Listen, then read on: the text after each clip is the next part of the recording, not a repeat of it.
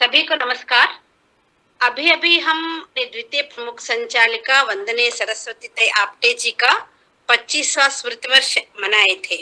वंदने ताई जी हमेशा कहती थी, आधुनिक तंत्रज्ञान के कारण महिलाओं को बहुत कुछ सुविधाएं मिल गए हैं। घर में पुराने जमाने के जैसे कूटने की जरूरत नहीं, मिक्सर आ गई है, कपड़े हाथ से धोने की जरूरत नहीं है, वॉशिंग मशीन आ गई है। इन आधुनिक यंत्रों का उपयोग करते हुए समिति की सेविकाएं जो समय बचता है उस समय को राष्ट्र कार्य के लिए विनियोग करना, ऐसा कहती। सेविका को कार्यकर्ता बनाने के लिए जो प्रोसेसिंग है, उस प्रोसेसिंग के लिए संस्कृत में सरलता से समझ में आने वाले 3 न्याय के बारे में जो बताते हैं। पहला है भ्रमर कीटक न्याय। भ्रमर जो घींकार करती है वो प्रत्युत्पत्ति प्रजनन नहीं करती है। अपने अगले पीढ़ी को तैयार करने के लिए एक कीड़े को लेकर आके किसी पेड़ के ऊपर रखती है और घींकार करते हुए आसपास घूमती रहती है। थोड़े दिन के बाद वो कीड़ा भ्रमर जैसा घींकार करना शुरू करता है। सेविका को कार्यकर्ता बनाने के लिए हम भी अपने आइडियोलॉजी, सिद्धांत के बारे में और अपने कार्य पद्धति के बारे में धीरे धीरे धीरे बताते रहेंगे तो समझ में आता है। दूसरा न्याय हम कहते हैं मार्जालक न्याय। बिल्ली अपने बच्चों को जन्म देने के बाद बच्चों को, छोटे छोटे बच्चों को लेकर घर घर घूमती है। ऐसा घूमने का मतलब है कि उनको घर घर जाकर अपने पेट भरने, ऐसा घूमने से यानी हम भी सेविका को कार्यकर्ता बनाना यानी घर घर ले जाकर अपने संपर्क, जिसको हम कहते हैं, अलग अलग परिस्थितियों में अलग अलग लोगों से अलग अलग प्रकार के विषय जब बात करते हैं तो उनको अपने संगठन समझ में आता है। इसलिए ये प्रोसेसिंग के दूसरा कदम है मार्जालक न्याय। और तीसरा हम कहते हैं मर्कट किशोर न्याय। बिल्ली अपने बच्चों को कभी, जैसा मनुष्य बच्चों को, छोटे बच्चों को गोद में लेते हैं, ऐसा नहीं लेती है। बंदर के बच्चे ही बंदर को चिपक के रहते हैं। वैसा ये 2 काम हम करने से यानी अपने कार्य पद्धति और सिद्धांत उनको सिखाना, प्रत्यक्ष अनुभव के लिए, संपर्क के लिए साथ में ले जाएंगे तो बंदर के बच्चे जैसा बंदर को पकड़ते हैं वैसा संगठन में निरंतरता से कार्यकर्ता बनकर काम करते हैं, ऐसा कहते हैं अनुभवी लोग। तो इस प्रकार सेविका को कार्यकर्ता बनाने के लिए ज्येष्ठ कार्यकर्ता, दायित्वयुक्त कार्यकर्ताओं को उनके ऊपर काम करना है। लेकिन मैंने पहले जो बताया, स्वयं का भी प्रयास होना चाहिए। तो उस प्रयास में हम सफल रहना, यानी जैसा नदी के बारे में बताते हैं, नर्मदा नदी के पानी घर में जब हम परिक्रमा करते हैं तो लेकर आते हैं, गंगा के जैसा घर में रखकर पूजा करते हैं, पवित्र मानते हैं। और अच्छे दिनों में वो पानी का तीर्थ लेना, सेवन करना बहुत यानी स्वास्थ्य के लिए अच्छा माना जाता है। लेकिन वही नर्मदा को जब बाढ़ आती है तो उस पानी को कोई भी पूजा नहीं करते हैं और अपने घर में रखकर सेवन नहीं करते हैं। वैसे व्यक्ति के भी जीवन में सामान्यतः जो अच्छे गुणों के साथ ही वो व्यवहार करते हैं तो वो समाज कार्य में माननीय, पूजनीय होते हैं। ऐसे गुणों को ही कायम रखने का प्रयास हर एक व्यक्ति को होना चाहिए, यानी विनम्र होकर रहना। नदी जब सहज प्रवाह करती है तो विनम्र होकर रहती है, लेकिन प्रकोपन, बाढ़ में वो दिखाती है तो वो माननीय, पूजनीय नहीं बनती है। ऐसे हम भी हमारे जीवन में अच्छे गुणों को, जो अच्छे गुण भगवान के कृपा से हमारे अंदर आए हैं, उनको और आगे बढ़ाने का जब हम प्रयास करते हैं तो हम अच्छे कार्यकर्ता बन सकते हैं। इसलिए संगठन के काम करने के लिए कार्यकर्ता के लक्षण क्या क्या होना है, एक संस्कृत श्लोक में बताते हैं। सदा प्रवासी, निरोगी, भद्रवेशजः, शुचिस्मितः, हितकारी, मिताहारी, भवेत् संघपरायणः।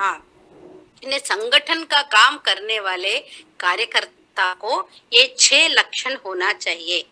पहला है सदा प्रवासी, हमेशा काम करने के लिए हमारे कार्य में हम कहते हैं प्रवासी कार्यकर्ता ही कार्यकर्ता के नाते काम कर सकते हैं। फिजिक्स में एक न्याय बताते हैं, Newton's first law of motion, inertia. इस दुनिया में किसी भी चीज को हिलाना यानी उसके ऊपर एक्सटर्नल फोर्स, बाहर से कुछ बल का प्रयोग किए बिना वो हिलती नहीं है। ऐसे संगठन के काम में भी काम को आगे बढ़ाना यानी हम कहते हैं प्रवासी कार्यकर्ता की आवश्यकता होती है। इसलिए कार्यकर्ता यानी प्रवास करना, केवल मन से घर में बैठकर फोन से नहीं, आत्मीयता पूर्वक बात करने के लिए घर घर जाना, प्रत्यक्ष मिलना, इसको हम प्रवास करते हैं। और यह काम करने के लिए निरोगी, अपने शरीर को स्वस्थ रखना, ये भी आवश्यकता होती है। उसके लिए क्या क्या चीजें आवश्यक है, वो सब नियमों का पालन करते हुए जीवन में हमें रहना है।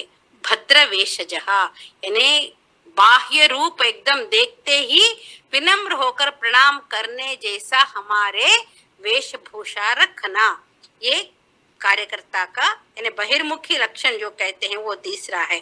शुचिस्मिता यानी हमेशा ओंठ पर स्मितहास, मंदहास, दरहास जिसको बोलते हैं, हंसते हुए दिखना चाहिए।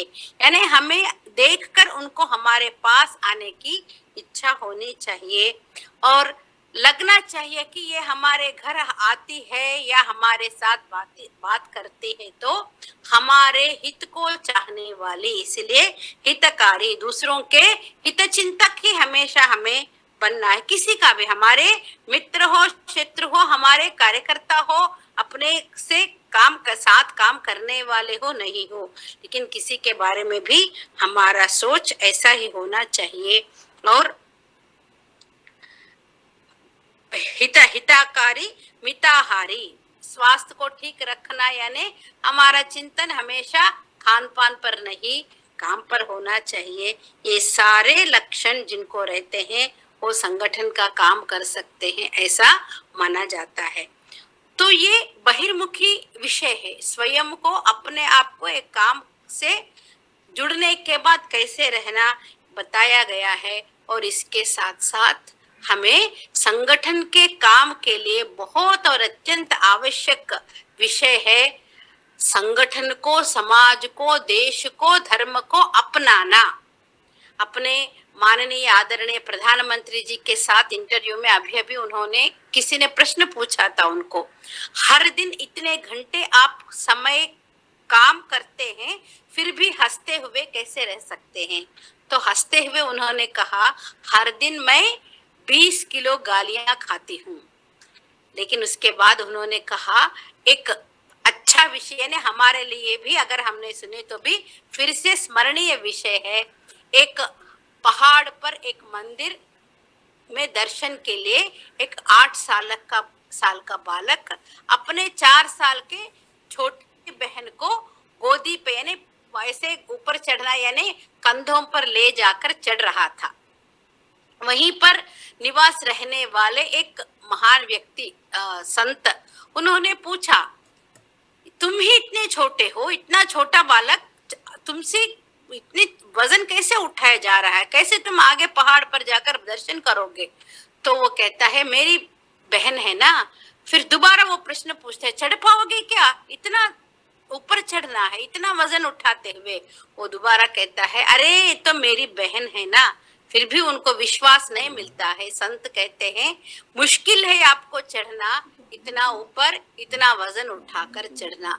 लेकिन वो बालक कहता है दोबारा, कह रहा हूं ना, ये तो मेरी बहन है, मेरी अपनी बहन है, तो मैं चढ़ पाऊंगा। कहने का मतलब है, वजन क्यों नहीं लगता है? उतना छोटा बालक के मन में एक इच्छा है कि मेरे साथ साथ मेरी बहन का ही दर्शन होनी चाहिए, इसलिए बोझ नहीं लगता है। जब हम, नरेंद्र भाई कहते हैं, समाज को अपनाते हैं, कहीं के भी है तो मेरे अपने हैं, तो हमें वो बोझ नहीं लगता है। तो सामाजिक कार्य करने वाले संगठक को, कार्यकर्ता को पहला ये भाव होना चाहिए, यह मेरा समाज है, इस समाज के लिए मैं काम करूंगी करूंगा जो भी है, तो वो भाव। फिर उसके बाद हम जिस संगठन के साथ जुड़े हैं उस संगठन को भी हमें अपनाना है, यह मेरा अपना संगठन है। इसमें अगर मुझे 20 किलो नहीं 50 किलो गालियां खाना पड़े तो भी मुझे संगठन को छोड़ना नहीं, और सामाजिक कार्य करने के लिए मैंने इस माध्यम को स्वीकार किया, तो मुझे इसी माध्यम से आगे बढ़ना है। ये भाव जो है, उस भाव के कारण ही हम सुचिस्मिता रह सकते हैं और हिताकारी भी रह सकते हैं। दूसरों के हित ही हम भला ही चाहते हैं और हमेशा हंसते हुए यह काम कर सकते हैं। तो उसके लिए अपने अंदर का ये मनोबल, मेरा अपना समाज और मेरा अपना संगठन, इसके लिए मुझे काम करना है। तो ये काम करते करते हम जो विश्वास पाते हैं उससे भी कार्यकर्ता को मनोबल मिलता है। इसलिए दोनों, विश्वास पाना, विश्वास से काम देना। बहुत बार अनेक संगठनों में हम देखते हैं कि ऐसा विश्वास नहीं रहने के कारण थोड़े समय के लिए काम चलता है, फिर धीरे धीरे धीरे वो कम हो जाता है। अपने संगठन, राष्ट्र सेविका समिति हो या राष्ट्रीय स्वयंसेवक संघ हो, निरंतरता से इतने सालों से बढ़ते हुए आगे चलने का और एक कारण है परस्पर विश्वास। पूजनीय डॉक्टर जी के जीवन का एक उदाहरण जब मैं बचपन में सुनी थी, मुझे बहुत प्रेरणा मिली। मैं आपसे भी यह शेयर करना चाहती हूँ। पूजनीय गुरु डॉक्टर जी के साथ साथ उन दिनों में डॉक्टर जी का दाहिना हाथ माने जाते थे, जिनके कारण मौसी जी का परिचय डॉक्टर जी से हुआ, वर्धा के अप्पाजी जोशी। वे दोनों एक बार संघ शिक्षा वर्ग में आपस में बात कर रहे थे। जैसे ही डॉक्टर जी संघ कार्य पूरे देश भर में विस्तार करने के लिए अलग अलग स्वयंसेवकों को, युवा को प्रेरणा देकर अलग अलग प्रांतों में भेज रहे थे, उनके बारे में चर्चा करते हुए उन्होंने कहा कि उत्साह से तो जा रहे हैं युवा वर्ग, लेकिन बहुत दिन काम में नहीं टिक पा रहे हैं, वापस भी आ रहे हैं। इतने में वहां एक कार्यकर्ता आए थे, यादवराव जोशी जिनका नाम, वो बचपन से ही डॉक्टर जी के साथ ही रहते थे।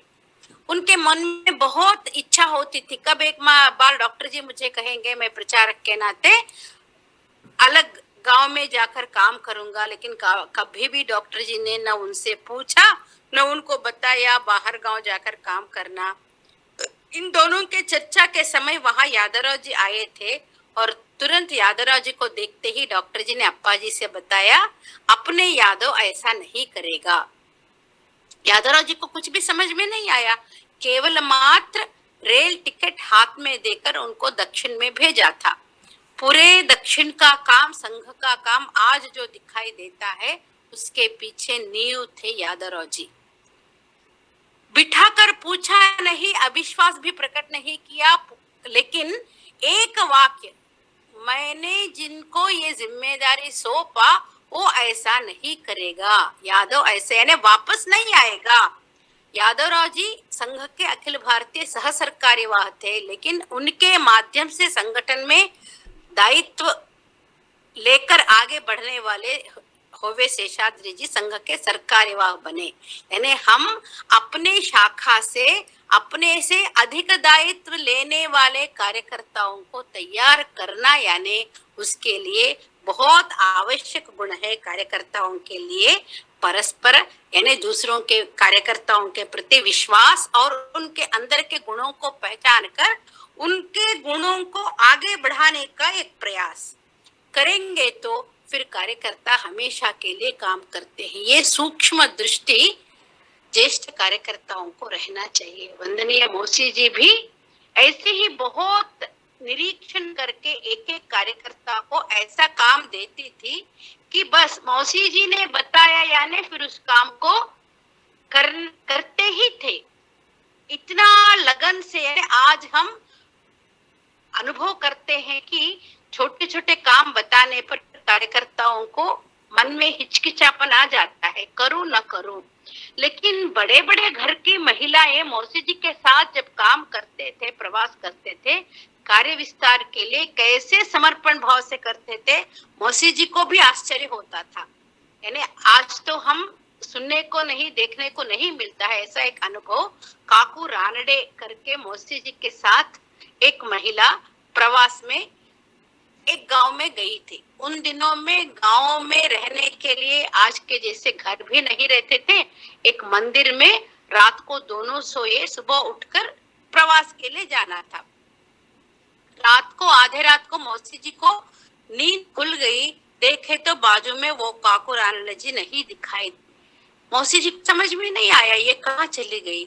लेकिन मौसी जी ने देखा तो काकू रानडे जी मंदिर के आसपास बिस्तर बनाने वाले कुछ कपड़ों के यानी दुकानों से वेस्ट मटेरियल, वो सब कॉटन गिरा हुआ था, वो सब लेकर आके उससे गुड़िया बना रही थी। मौसी जी ने पूछा, काकू आप क्या कर रही हो? तो उन्होंने कहा, मौसी ये रुई से हम अच्छे अच्छे खिलौने बनाकर कल सुबह मार्केट में बिक्री करेंगे तो जो पैसे मिलेंगे, आगे और एक गांव में समिति का काम करने के लिए हमें किराए के लिए पैसे मिलेंगे और समिति की एक शाखा बढ़ेगी।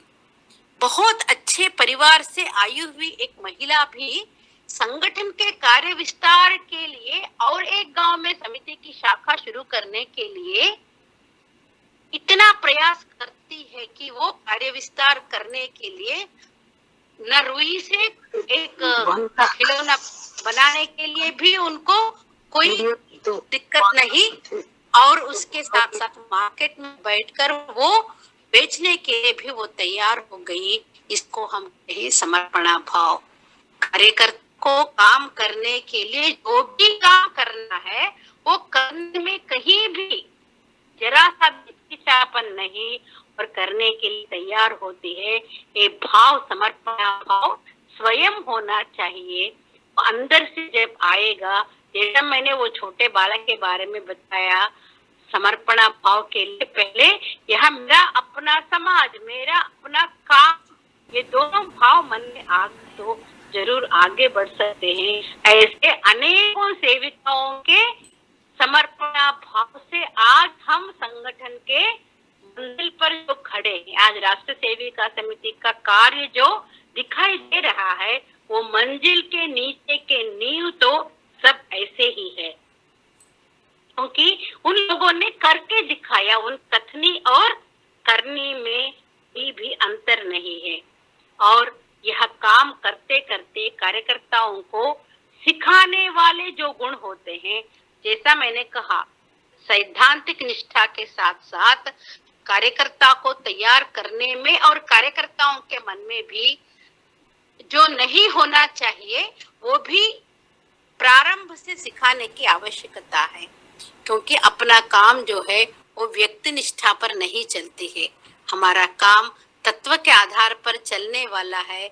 इसको हम प्रारंभ में शाखा से ही सिखाते हैं। केवल दक्षा आरंभ मुख्य शिक्षिका बोले तो करना, कौन मुख्य शिक्षिका बनना तब का तब निर्णय करना, इतना तक नहीं। जो भी मुख्य शिक्षिका रहती है वो जो आज्ञा देते हैं वो हम सब पालन करते हैं। हम उसको केवल आज्ञा पालन नाम के गुण तक सीमित नहीं रखते हुए शाखा स्तर के सेविकाओं को बताने के लिए ठीक है, आज्ञा पालन, जो आज्ञा मिलती है वो करना है।